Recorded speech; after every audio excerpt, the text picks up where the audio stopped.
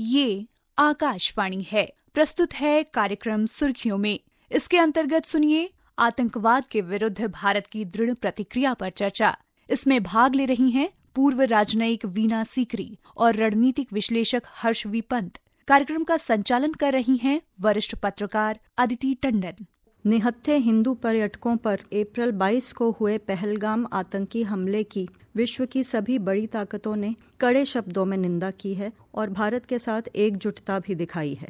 भारत की जो प्रथम प्रतिक्रिया है पाकिस्तानी आतंकियों के द्वारा इस घटना को जो अंजाम दिया गया है, उस प्रतिक्रिया को बहुत से लोग एक तरह से मास्टर स्ट्रोक के रूप में देख रहे हैं। हमने देखा कि अपनी प्रथम प्रतिक्रिया में वेंसडे को भारत ने सबसे पहले तो इंडस वाटर ट्रीटी, जो सिंधु संधि है, जो 6 दशक पुरानी एक संधि है, उसको एबेंस में रख दिया है। पाकिस्तान के साथ अपने डिप्लोमेटिक रिलेशंस को डाउनग्रेड कर दिया है। वीज़ाज पाकिस्तानी नेशनल्स के लिए रिवोक हो गए हैं और एकमात्र जो लैंड क्रॉसिंग थी भारत और पाकिस्तान के बीच अटारी में, उसको भी बंद कर दिया गया है। उससे भी सबसे बड़ी बात है कि प्रधानमंत्री ने कल बिहार से बहुत बड़ा एक संदेश दिया, न सिर्फ अपने देश को बल्कि पूरे विश्व को, कि भारत इस दुनिया के अंत तक इन आतंकियों का पीछा करेगा और उनको उनके किए की सजा जरूर मिलेगी। ये एक बहुत बड़ा वक्तव्य आया प्रधानमंत्री का। वीना जी, मैं सबसे पहले आपके पास आना चाहती हूँ कि इस भारत के प्रथम रिस्पॉन्स का आप किस तरीके से विश्लेषण करती हैं?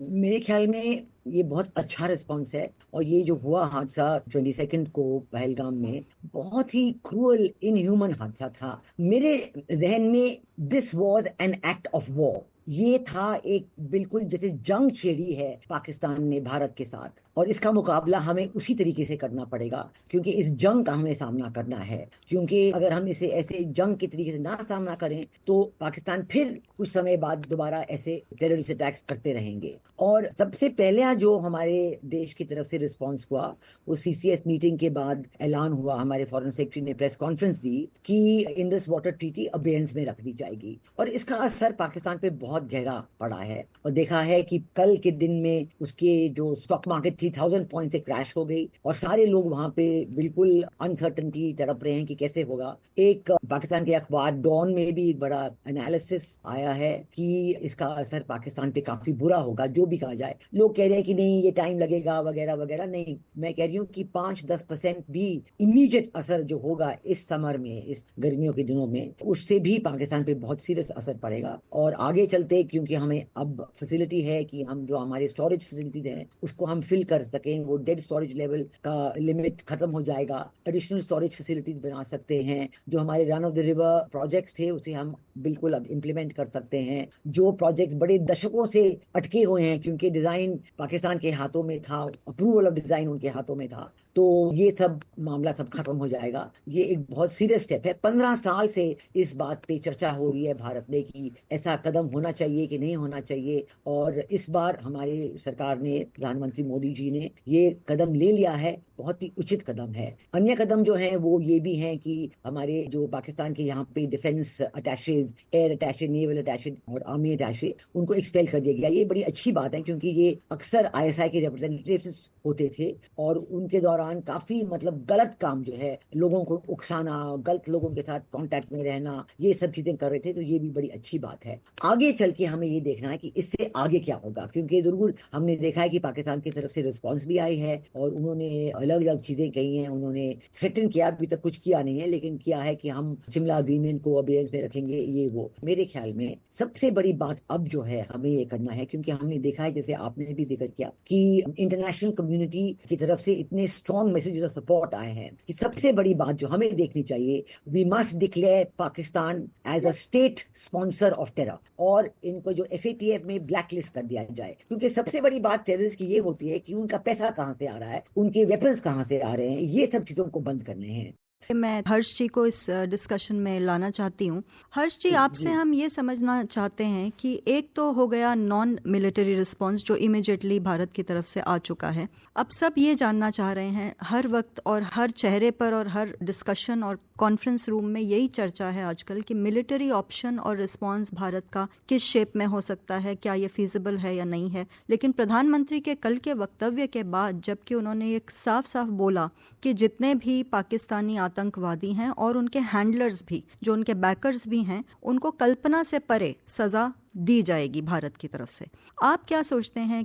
मुझे लगता है जैसा आपने कहा कि बहुत एक अहम प्रश्न भारत के सामने है कि भारत ने जो अभी तक की स्ट्रैटेजी अपनाई है वो एक ग्रेडेड कैलिब्रेटेड अप्रोच है, जिसमें कि कुछ स्टेप्स लिए गए हैं, जिसका वीना जी जिक्र कर रही थी। और वो स्टेप्स इंडस वाटर ट्रीटी को अबेंस में रखने से लेकर डिप्लोमेटिक मिशंस को कैसे रिस्ट्रक्चर करा जा सकता है या डाउनग्रेड किया जा सकता है, उससे प्रभावित है। और जो एक बात मैं जोड़ना चाह रहा हूँ ये कि जो अटैक हुआ है भारत के ऊपर, वो भारत की स्टेट एपरेटस पर नहीं हुआ है, जैसे पहले होता था कि मिलिट्री को अटैक कर दिया, मिलिट्री इंस्टॉलेशंस को अटैक कर दिया, सोल्जर्स को टारगेट किया। ये भारत के समाज को टारगेट किया गया है, चुन चुन के।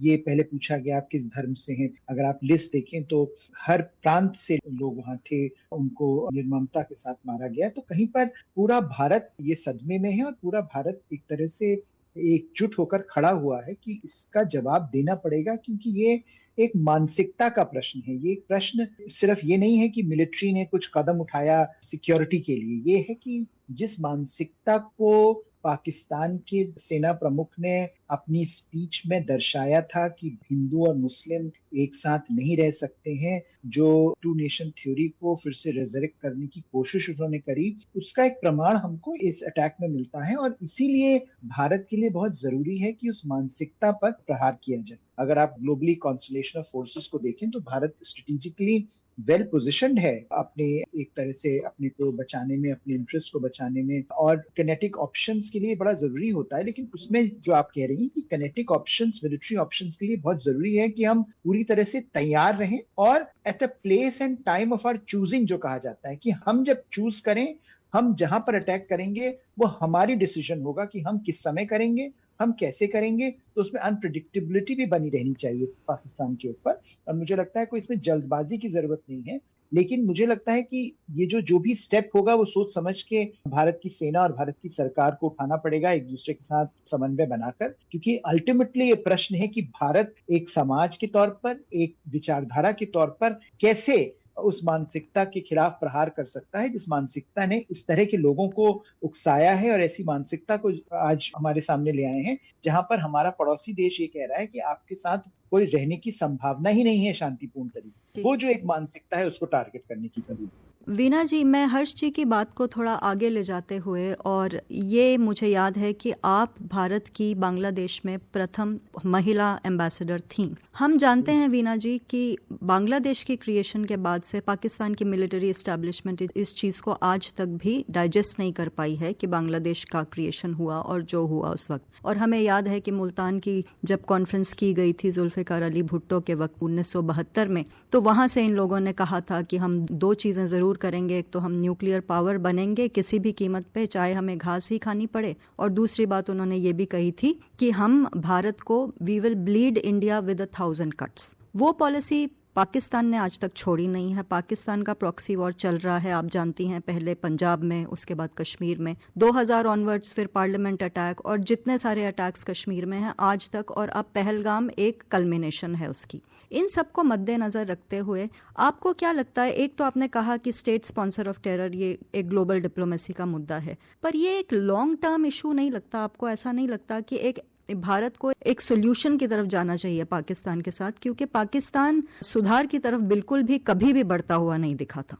प्रॉब्लम तो यही है कि हमारे यहाँ बड़े से डिवाइडेड ओपिनियंस रहे हैं पाकिस्तान के ऊपर। और आपको पता है कि कई लोग तो कहते थे अनइंटरप्टेबल डायलॉग, ये वो कुछ भी हो जाए ये डायलॉग रखनी चाहिए। सिर्फ पिछले 10 सालों में एक ऐसा निर्णय हुआ है कि terrorism and talks can not go together, और ये हमारे प्रधानमंत्री जी ने बिल्कुल साफ साफ रखा है कि टेररिज्म की कोई माफ नहीं हो सकती। हम बिल्कुल माफ कभी नहीं करेंगे कि टेररिज्म, हम इनोसेंट लोगों को मारना, जान ले लेना और ऐसा अत्याचार करना बिल्कुल एक्सेप्ट नहीं करेंगे। और इंडस वाटर ट्रीटी पे भी हमारे प्रधानमंत्री जी ने कहा था 2016 में कि blood and water can not flow together. तो अगर ब्लड फ्लो करेगा, अगर टेररिज्म करेंगे तो पानी बिल्कुल बंद रहेगा। तो इसलिए अब जो है पहली बार हम देख रहे हैं कि पाकिस्तान एक ऐसा कंसेंसस बन रहा है कि इसके दो निर्णय नहीं हो सकते। पाकिस्तान में अंत तक अब ये पॉलिसी फॉलो करनी है कि इनकी टेररिज्म का जो पॉलिसी है वो बिल्कुल बंद हो जाए। आज आप देखिए डिफेंस मिनिस्टर पाकिस्तान के जो हैं उन्होंने एक ऐलान किया है एक इंटरव्यू में, और उन्होंने कहा कि हाँ, हम टेररिज्म सपोर्ट करते थे क्योंकि हम वेस्टर्न कंट्रीज का डर्टी वर्क करते थे। उन्होंने ये ऐलान किया, उन्होंने कोशिश ये की है कि इनकी जो टेररिज्म की एक्टिविटीज है उनकी जिम्मेदारी, उनका ब्लेम वेस्टर्न कंट्रीज पे डालें। अब ये भी आप कोशिश कर रहे हैं, और इससे वो लगता है कि वो सोचते हैं कि वेस्टर्न कंट्रीज कभी ये स्वीकार नहीं करना चाहेंगे, तो पूरी बात यहीं पे ठप हो जाएगी, पूरी बात को हम ऐसे ही मतलब फिर से ब्रश ओवर करेंगे और आगे चीजें चलती रहेंगी जैसे पहले चलते थे। तो ये एक पाकिस्तान एक बड़ा पेचीदा देश है, उनके डिप्लोमेट में बड़े पेचीदे हैं और मिनिस्टर भी ऐसे ही हैं। तो ये जरूर अब उनकी कोशिश ये है कि ब्लेम इन पे नहीं आना चाहिए, आंच इन पे नहीं आना चाहिए। तो ये सब चीजें इन्होंने हमें सब धुतकारनी है, हमें असलियत जो है सामने लानी है कि ये स्टेट स्पॉन्सर्ड टेरर जो है पाकिस्तान भारत में लगातार रखते आए हैं। जब मैं हाई कमिश्नर थी बांग्लादेश में, उन दिनों में सरकार थी बेगम खालिदा जिया की, और वो सरकार पाकिस्तान के बहुत करीब थी क्योंकि बेगम खालिदा जिया के हस्बैंड जिया रहमान जो प्रेसिडेंट रह चुके हैं, वो तो बिल्कुल उन्हीं ने पाकिस्तान को दोबारा बांग्लादेश में आने दिया जब शेख मुजीबुर रहमान ने उनको बिल्कुल धुतकार दिया था, और उन्होंने सेक्युलरिज्म का प्रोग्राम भी इंक्लूड किया था उनके कॉन्स्टिट्यूशन में। तो मैंने देखा जब मैं थी वहां पे, जब प्रधानमंत्री बेगम खालिदा जिया थी और उनके रिश्ते पाकिस्तान के साथ दिन ब दिन सुदृढ़ होते जाते थे, तो सारे जो उन दिनों में, उन 3 सालों में जितने टेररिस्ट अटैक्स भारत में हुए उनके फुटप्रिंट बांग्लादेशी थे, क्योंकि पाकिस्तान के लोग वहां आते थे, बल्कि बिना वीजा बिल्कुल चुपचाप से आते थे, और वहां से फिर वो भारत आते थे थ्रू द पोरस बॉर्डर। कभी अन्य प्रांतों में जाते थे, कभी जम्मू कश्मीर में जाते थे और अपनी टेररिस्ट अटैक करते थे ताकि ये पता नहीं चले कि वो पाकिस्तान से आए हैं। तो ये उनका प्लान जो है भारत के लिए, जैसे आपने कहा 1000 का से 1989 से जो शुरू हुआ है, इसका सामना हमें अब बड़े सख्त तरीके से करना है ताकि वंस एंड फॉर ऑल ये खत्म हो जाए। जो इनके डिफेंस मिनिस्टर ने आज कहा है कि हम वेस्टर्न कंट्रीज के लिए डर्टी वर्क करते थे, चलो उसको बात करिए, आप वेस्टर्न कंट्री से बात करिए, क्योंकि इन्होंने अपना सपोर्ट जताया है, उन्होंने बताया है आपको। तो यूके है, यूएसए है, फ्रांस है, बात करिए उनसे, उनको बताइए कि आप इंटरेस्टेड हैं काउंटर टेररिज्म में, तो चलिए इस पे बात करते हैं, इसका निर्णय करते हैं। जी बिल्कुल, बिल्कुल वीना जी, ग्लोबल सपोर्ट है, हमें इस पे बिल्कुल सुदृढ़ होकर सामना करना है। हर्ष जी, आपके पास आते हुए फाइनेंशियल एक्शन टास्क फोर्स की जो वीना जी ने कुछ देर पहले बात की, उसमें हमें काफ़ी सक्सेस हासिल हुई थी जब हाफिज सईद और ज़कीउर रहमान नकवी को पाकिस्तान को जेल में डालना पड़ा था। और लेकिन अब हमारे पास एक और हैंडल है, तहव्वुर राना अभी अभी एक्स्ट्राडाइट होकर इंडिया आए हैं, एनआईए की कस्टडी में हैं, वो उनके साथ इंटेरोगेशन चल रही है। डेविड कोलमैन हेडली अभी नहीं आए हैं। आपको क्या लगता है कि क्या इंडिया को, मतलब जो चल रहा है मिलिट्री रिस्पांस को लेके चर्चा, वो एक तरफ चल ही रही है कि पाकिस्तान के साथ कैसे डील करना, जैसे कि आपने विस्तार में समझाया, इस पर आपका क्या मानना है कि जो मुंबई टेरर अटैक के परपेट्रेटर्स आज भी आम घूम रहे हैं और हो सकता है कि उनके लिंकेजेस पहलगाम टेरर अटैक के साथ भी हों, जैसे हाफिज सईद का नाम आज सुबह भी आ रहा था, तो आपको क्या लगता है कि और एक स्ट्रैटेजी क्या होनी चाहिए? FATF के तहत कुछ होना चाहिए? जी बिल्कुल, मुझे लगता है कि जो ग्लोबल प्लेटफॉर्म्स भारत के पास अवेलेबल हैं और उसमें भारत को बहुत सफलता भी मिली है, वो सारे एक्टिवेट करके भारत को ग्लोबली जो कंसेंसस भारत पिछले एक दशक में बनाने में बड़ा कामयाब रहा है। कि अगर आप भारत का रिकॉर्ड देखें पिछले 10 साल का, और जो पाकिस्तान का आज ग्लोबल मार्जिनलाइजेशन हम देख रहे हैं, उसमें भारत की डिप्लोमेसी का बहुत बड़ा कंट्रीब्यूशन रहा है कि जिस तरह से पाकिस्तान अलग थलग पड़ता नजर आया, आज पाकिस्तान को सिर्फ as a source of terrorism जाना जाता है। उसका बहुत बड़ा कारण है कि भारत ने जो कैंपेन टेररिज्म के खिलाफ चलाई, उसका एक नतीजा हमको ये मिला कि दुनिया भर के देश हमारा पॉइंट ऑफ व्यू था टेररिज्म को लेकर, उससे सहमत हैं। एक समय ऐसा था जब पाकिस्तान कहता था अरे कश्मीर में तो कोई टेररिज्म नहीं है, ह्यूमन राइट्स की प्रॉब्लम है, और सारी दुनिया वाले उसको मान लेते थे। आज अगर आप देखें तो बिल्कुल स्थिति उसकी उलट है, और मुझे लगता है कि वो जो कैंपेन है उसको कंटिन्यू करके सारे जो प्लेटफॉर्म्स अवेलेबल हैं उनको हमको रिवाइव करना पड़ेगा। हर्ष जी, आपने बहुत विस्तार से चर्चा की, और ये भी एक बहुत अच्छा संकेत है कि पूरा विपक्ष सरकार के साथ इस मुद्दे पर खड़ा है, और पूरे विपक्ष ने कल ऑल पार्टी मीटिंग में ये मांग की है कि स्ट्रॉन्ग नेशनल रिस्पांस होना चाहिए भारत का। पूरा देश इस चीज में एक है। धन्यवाद। धन्यवाद, थैंक यू। अभी आप सुन रहे थे आतंकवाद के खिलाफ भारत की कार्रवाई पर चर्चा। इसमें भाग ले रही थी पूर्व राजनयिक वीना सीकरी और रणनीतिक विश्लेषक हर्ष वी पंत। कार्यक्रम का संचालन कर रही थी वरिष्ठ पत्रकार अदिति टंडन। ये कार्यक्रम आकाशवाणी के समाचार सेवा प्रभाग द्वारा प्रस्तुत किया गया। इसे आप हमारे mobile app news on AIR और YouTube channel news on AIR official पर भी सुन सकते हैं।